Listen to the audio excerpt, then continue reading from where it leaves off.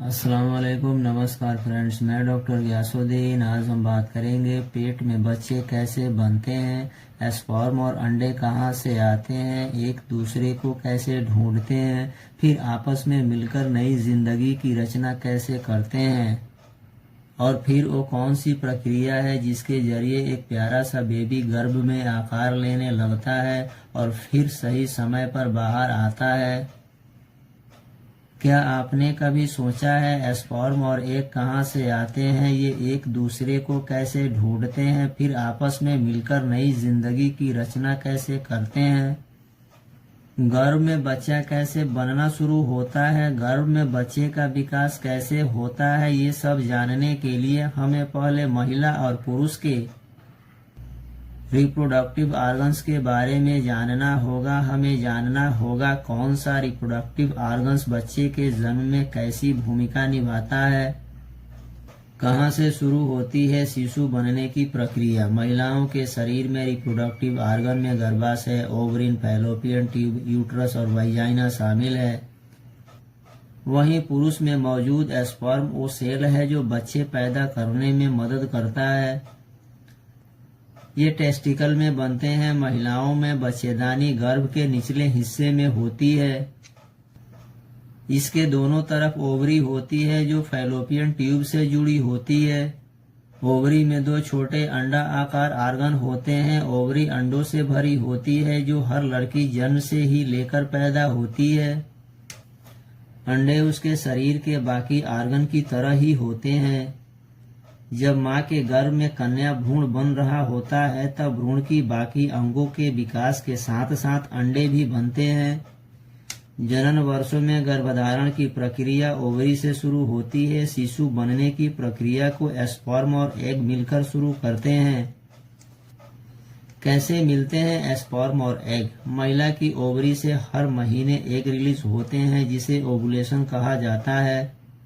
इसी तरह पुरुष के स्पर्म को परिपक्व होने में 72 दिन लगते हैं। इसके बाद परिपक्व स्पर्म बाहर निकलते हैं।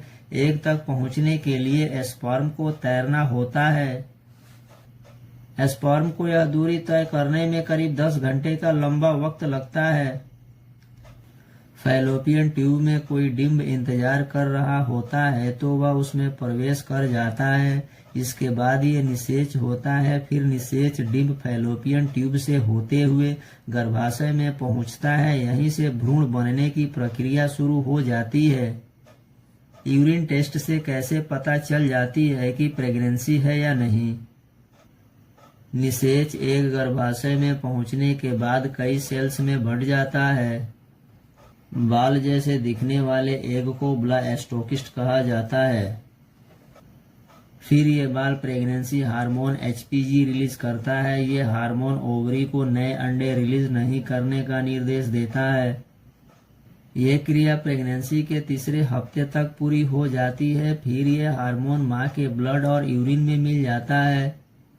इसीलिए ब्लड या यूरिन टेस्ट से प्रेगनेंसी का पता लगाया जाता है। महिला में XX क्रोमोसोम्स होते हैं, वहीं पुरुष में X और Y दोनों क्रोमोसोम्स होते हैं। अगर Y क्रोमोसोम वाला स्पर्म एग निषेच करता है तो बेबी बॉय जन्म लेता है। वहीं अगर X क्रोमोसोम वाला स्पर्म एग निषेच करता है तो बेबी गर्ल जन्म लेती है।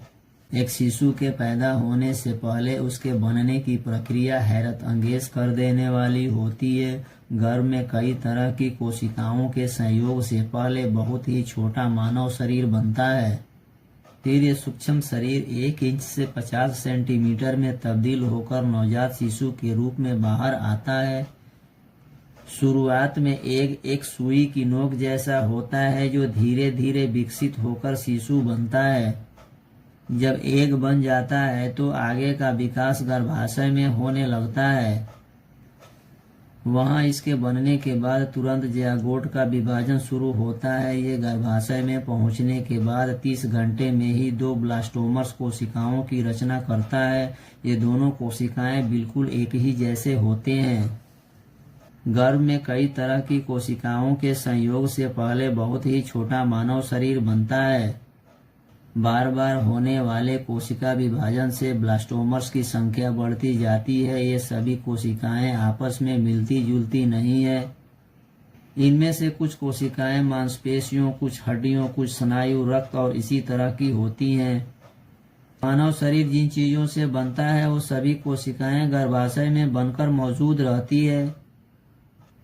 इसके 2 हफ्ते बाद गर्भाशय में इन सभी कोशिकाओं के जरिए अलग अलग काम शुरू होता है। ये कोशिकाएं मिलकर दिमाग, दिल, फेफड़े और शरीर की शुरुआती रचना शुरू कर देती है। 2 महीने बाद ये रचना पहले से बड़ी हो जाती है। तब इसमें मुंह, आंख, नाक, कान, हाथ, पैर और शरीर के ऊतकों का निर्माण हो जाता है, यानी बेबी का आकार लेता है। फिर इसका हृदय पूरा बन जाता है, इसमें धड़कन आ जाती है। इस शरीर में हृदय के जरिए खून का प्रवाह शुरू हो जाता है। गर्भाशय में मौजूद ये छोटा सा शरीर हरकत में आने लगता है। इस समय शरीर का आकार 1 इंच से भी कम होता है और वजन कुछ ग्राम होता है। अब शरीर बड़ा और विकसित होना शुरू होता है। यही अवस्था भ्रूण कहलाती है। शिशु अगले 7 महीनों तक मां के शरीर में रोज 1.5 मिलीमीटर की दर से बढ़ता है। इस तरह अगले 3 महीनों में आकार दोगुना हो जाता है। 5वें महीने इसकी लंबाई पूरी तरह विकसित बच्चे की आधी यानी 25 सेंटीमीटर के आसपास पहुंच जाती है। 7वें महीने में शिशु का वजन बढ़ता है। 7वें महीने में अजन्मे बच्चे के पूरे शरीर में त्वचा के नीचे सामान्य श्वेत चर्बी जमा होनी शुरू हो जाती है। इसके अलावा अंतिम कुछ हफ्तों में विशेष किस्म की भूरी चर्बी शरीर के अन्य भागों में जमा होना शुरू हो जाता है। 9वें महीने के आखिरी तक शिशु का वजन 3 से 4 किलो के बीच हो जाता है। वहीं इसकी लंबाई 50 सेंटीमीटर के आसपास पहुंच जाती है। इस तरह एक सुई के नोक जैसा एग से शिशु बनता है और उसका जन्म होता है। दोस्तों, मेरे चैनल को सब्सक्राइब करें, इस वीडियो को लाइक करें, अपने दोस्तों तक शेयर करें। Thank you.